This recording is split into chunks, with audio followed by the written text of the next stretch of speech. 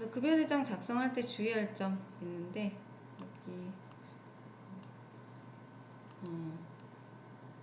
과세급여하고 비과세급여를 정확하게 해야 되고요. 그 다음에 제출비과세, 미제출 비과세에 대해서 알아야 됩니다. 그리고 국민연금 건강보험 반드시 개인별 산출 내역을 보고 기재하는 게 좋다라고 저는 계속 얘기하고 있고요. 고용보험료는 과세급여 0.65%라고 했는데 지금 0.8%로 올랐다면서요. 0.8%를 공제를 합니다. 근데 어쨌든 9월까지는 0.65%이니까 10월부터 0.8%로 바뀐 거니까 올해는 섞여 있어요. 그리고 중도퇴사자 있는지 회사에 반드시 확인해야 되고, 중도퇴사자 있으면 퇴사자에게 원천징수 영수증 도구해줘야 됩니다. 그리고 퇴사하는 근로자가 1년 이상 근로를 했으면 퇴직금 발생 대상이기 때문에, 퇴직금 지급 대상이기 때문에 회사에서 퇴직금을 지급하지 않더라도 퇴직금 소득 신고할 게 있는지 문의는 해봐야 되겠죠. 그리고 퇴직금 지급하지 않았을 때 지금 이 시점 11월 말까지 근무를 했어요. 그리고 퇴직금을 지급하지 않았잖아요. 그러면 12월 말에 지급한 것으로 봐요. 그리고 12월 퇴사자는 12월 당연히 또 지급 안 했을 경우가 있을 거예요. 그러면 임년도 2월 말까지 지급한 것으로 봅니다. 그러니까 실질적으로 지급하지 않더라도 지급한 것으로 보고 원천세 신고 납부를 해야 되기 때문에 요거를 문의를 하셔야 되고, 혹시나 이제 회사에서 그 아직 지급 안 했다라고 할지라도 지급 의제에 대해서 이제 아시고 원천세 신고를 해줘야 되는 거죠.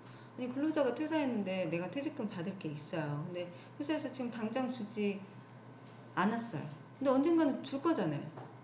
계속 요청을 할 거고, 만약에 안 주면 저기 노동부 갈 거거든요. 그럼 당연히 지급을 해야 될 거거든요.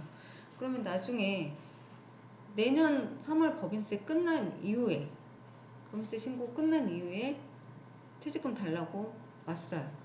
그러면은 우리가 이 퇴직소득 지급에 대해서 미지급했을지라도 신고를 안 해놓으면 퇴직소득은 작년 거잖아요. 실은 작년에 대한 비용인데 올해 반영을 원래 하면 안 되는데, 하면 안 되죠. 하면 안 되는데 그 올해 퇴직금 지급으로 신고를 하는 경우들이 많아요. 근데 실은 작년 퇴직금으로 신고를 해주셔야 되는 거예요. 작년 비용으로.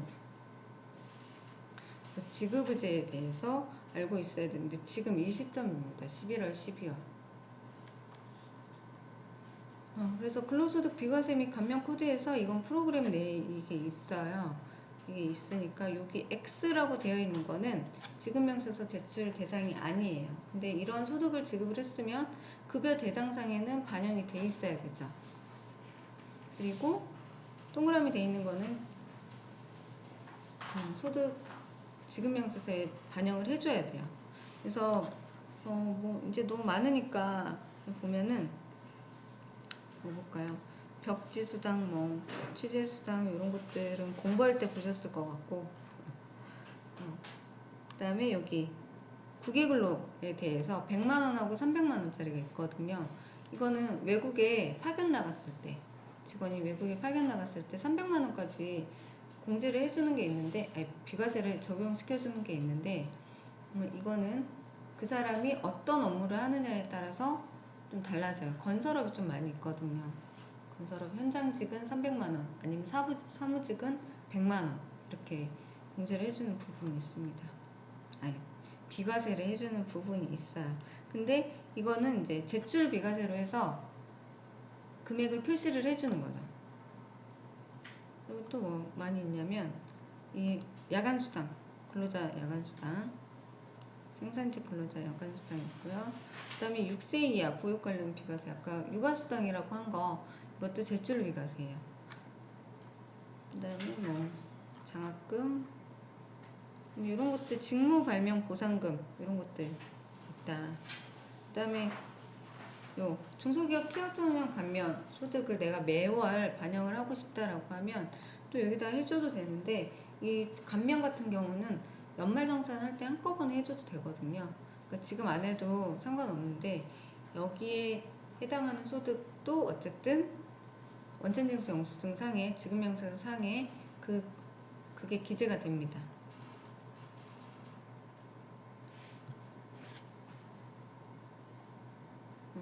그래서 이게 소득의 종류잖아요. 이게 소득의 종류예요. 근데 비과세되는 소득의 종류인데 어떤 거는 제출하는 비과세고 어떤 거는 미제출하는 비과세여서 이거를 선택을 해줘야 되는 거거든요. 근데 선택을 할 때 여기에다가 우리 기본적으로 이 정도는 입력이 되어 있는데 기본 디폴트 값으로 되어 있는데 내가 수당을 추가적으로 하고 싶다 아니면 공제 항목을 추가적으로 넣고 싶다 그러면 급여자료 입력에 기능 모음 수당 및 공제 등록이 있어요.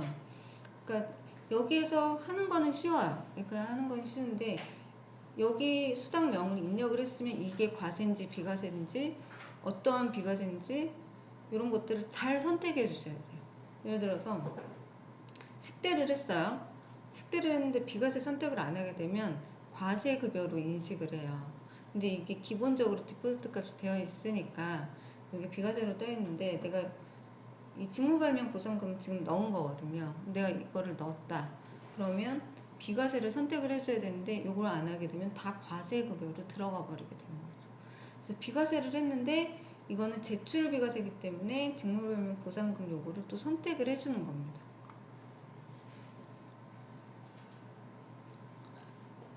그래서 여기 보면은 이렇게 돼 있어요. 이렇게. 그래서 아까 17번 선택을 했더니 요게 이거에 해당하는 거고 연간 500만 원까지만 비과세를 해주는 거죠. 이게 자동으로 계산을 해줘요. 그래서 내가 보면 이렇게 이제 연말정산을 했다라고 하면 이게 근로자 입장에서는 근로소득 원천징수 영수증인데 회사가 국세청에 보고하는 거는 지급명세서로 체크가 되거든요. 그래서 여기에 체크가 되는데 보면은 이게 매월 받은 급여인데 보면은 120만 원은 매월 10만 원씩 해서 육아수당으로 해서 비과세를 받았는데 제출 비과세이기 때문에 여기에 표시가 돼요. 비과세이기 때문에 소득세 계산은 안 돼요. 그러니까 비과세인데 제출 비과세 중에 네가 어떠한 비과세를 받았는지를 여기에다가 표시를 해주는 거죠. 직무발명 보상금이 500이 있고 여기 또 200이 있잖아요. 이 사람 700을 받은 거예요. 연간. 근데 500만 원까지만 비과세를 해주기 때문에 500은 여기에 표시가 되고 200은 위에 표시가 되는 거죠. 그리고 중소기업 취업정년 감면 뭐 그런 부분들은 여기에 다 표시가 됩니다. 근데 감면이 비과세가 아닌 감면이기 때문에 세금이 일정 부분 계산이 돼요.